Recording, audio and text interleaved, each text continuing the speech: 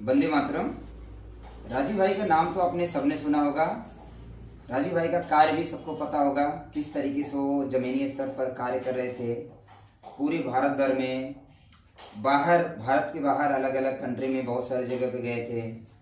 और आपने राजीव भाई के व्याख्यान में उड़ीसा का व्याख्यान बहुत बार सुना रहेगा। उड़ीसा में राजीव भाई आए, बहुत सारी बातें बता रहे थे राजीव भाई उड़ीसा के बारे में, उड़ीसा की संस्कृति के बारे में बहुत सारी बातें बता रहे थे। तो इस समय जो है मैं उड़ीसा में बालांगीर डिस्ट्रिक्ट के एक गांव में आया हूं, जहां पर राजीव भाई इसी सोफे पर बैठे हुए थे, ऐसा बाबूजी का कहना है। बाबूजी बताएं।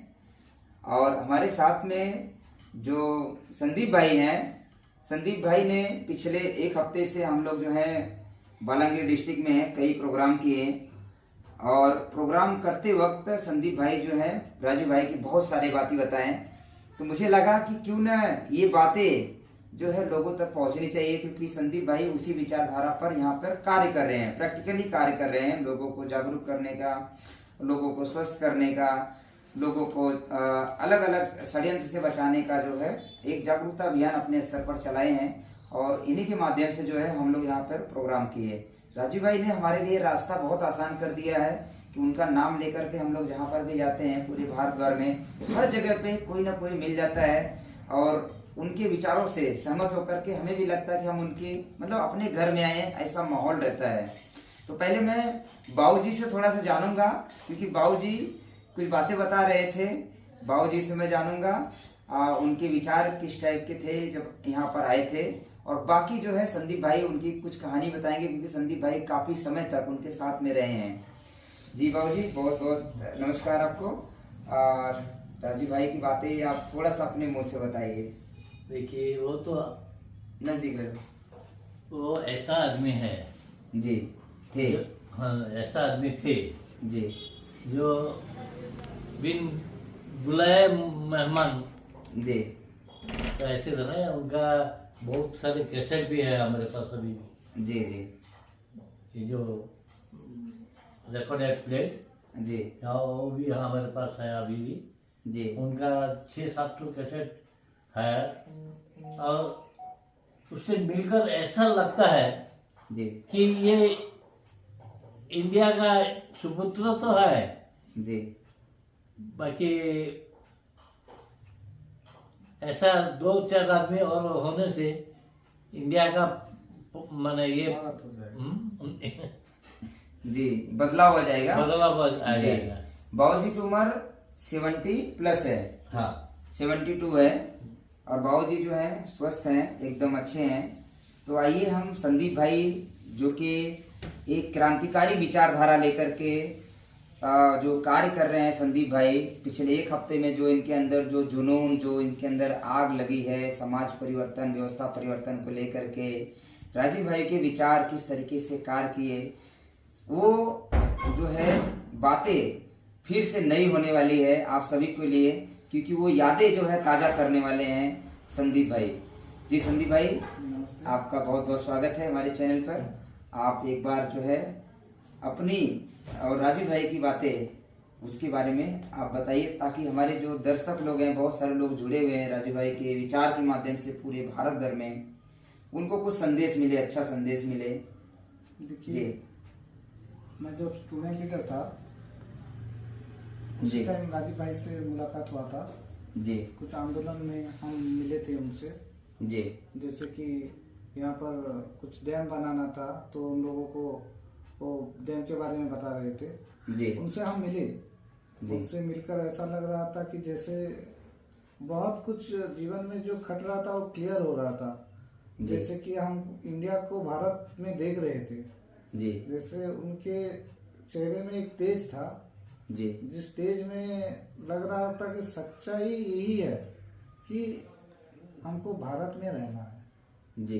तो स्वदेशी चिंताधारा से, स्वदेशी पद्धति से कैसे ट्रीटमेंट होते थे, कैसे हम ऊर्जावान होते थे, कैसे हम आगे जा सकते थे, कैसे समृद्ध हो सकते थे, और कैसे सोने की चिड़िया फिर से बना सकते थे, उनके विचार में पूरा सच्चाई का झलक दिखता था। लग रहा था कि हम एक युग में हैं। जी तो उनके साथ काम करके अपना जीवन बहुत अच्छा लगा। लेकिन क्या है,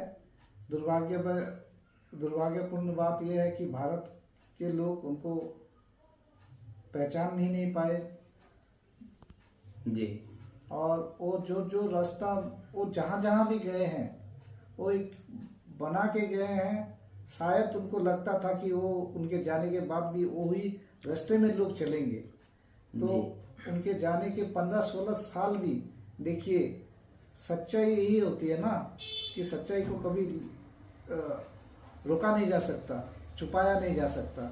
जी उसी तरीके से देखिए, उसी विचार से हम लोग काम करते थे, लेकिन आप लोग उसी विचारधारा से जड़ित होकर फिर से यहाँ तक आगे बढ़ाएंगे तक, जैसे कि लगा कि चलो हम राजीव भाई का देहांत नहीं हुआ, वो हमारे संग ही है, हमारे साथ ही हैं, हमारे साथ करवा रहे हैं, हम लोगों को जोड़ रहे हैं, हम लोगों को फिर से बता रहे हैं कि हम कैसे सोने की चिड़िया को भारत को बना सकते हैं।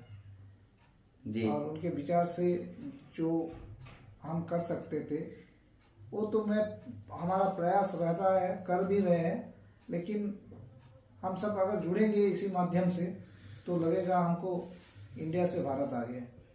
जी तो संदीप भाई ने राजीव भाई की कुछ बातें बताएं, बड़ा अच्छा लगा। और राजीव भाई क्या सपने देखे थे, क्या चाहते थे, उन्होंने हमारे लिए भी रास्ता बनाया। जैसे संदीप भाई ने बताया कि जितने भी राजीववादी लोग हैं, विचारधारा के समाज सुधारक, उनके लिए बहुत अच्छा रास्ता राजीव भाई ने बना दिया है कि वो कहीं पर भी जा करके उनका नाम ले करके जो है उनके घर में रह सकते हैं, कार्य कर सकते हैं अपना। तो राजीव भाई आपके यहाँ पे कितने समय पहले आए थे, मतलब कौन से साल में आए थे और कितने समय आप रहे थे उस समय? 6-7 के दरमियान 2006-7 दरमियान आए थे।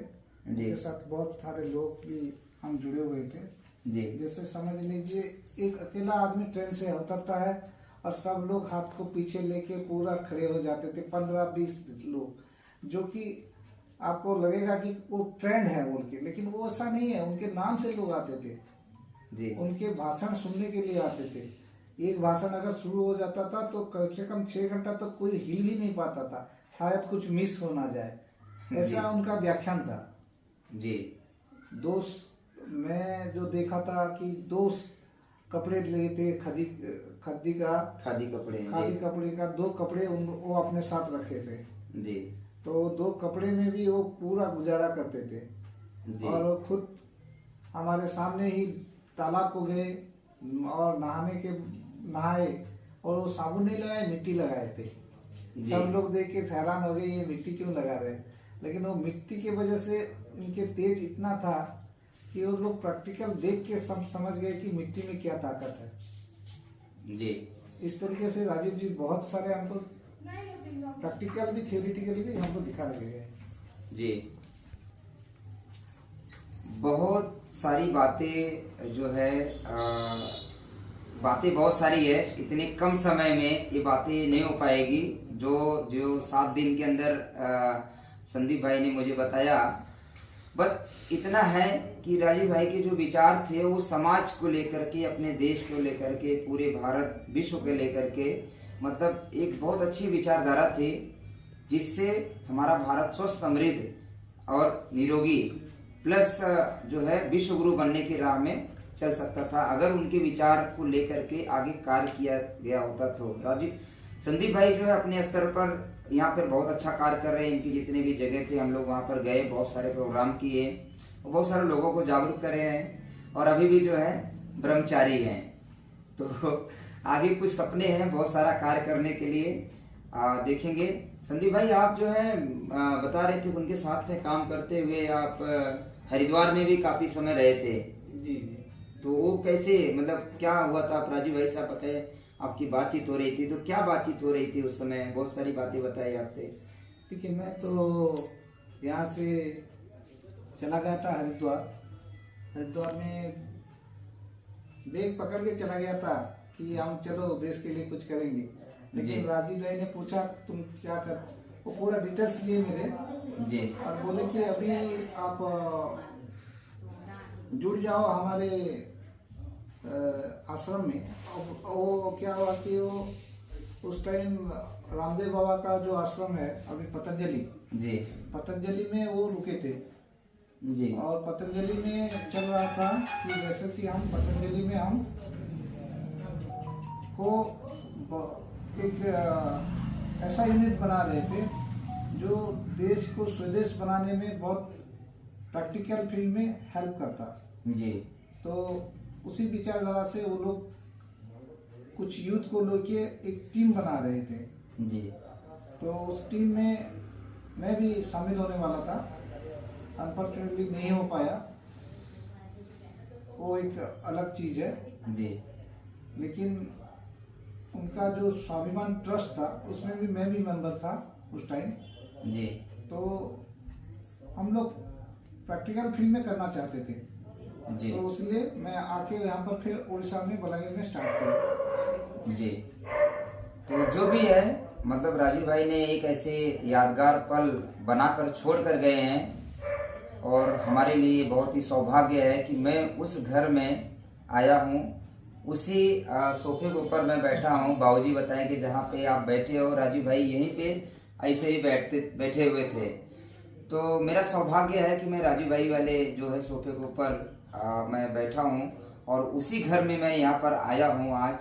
और ऐसे ही अभियान हर पूरे भारत भर में चलेगा। हर जगह पे मैं जाऊँगा जहाँ जहाँ पर राजीव भाई गए हैं, वो प्रचार, वो उनका अभियान, वो उनके सपने हम लोग जीवन पर्यंत जो है करने का एक जो प्रयास किए हैं, संकल्प लिए हैं, उसमें हम लोग कंटिन्यूअस काम करेंगे। तो संदीप भाई का बहुत बहुत धन्यवाद और बाबूजी का भी बहुत बहुत धन्यवाद। आप लोगों ने समय दिया और इस तरीके के जागरूकता वाला, क्रांतिकारी वाली बातें जो है हमें बताएं। नमस्कार, वंदे मातरम।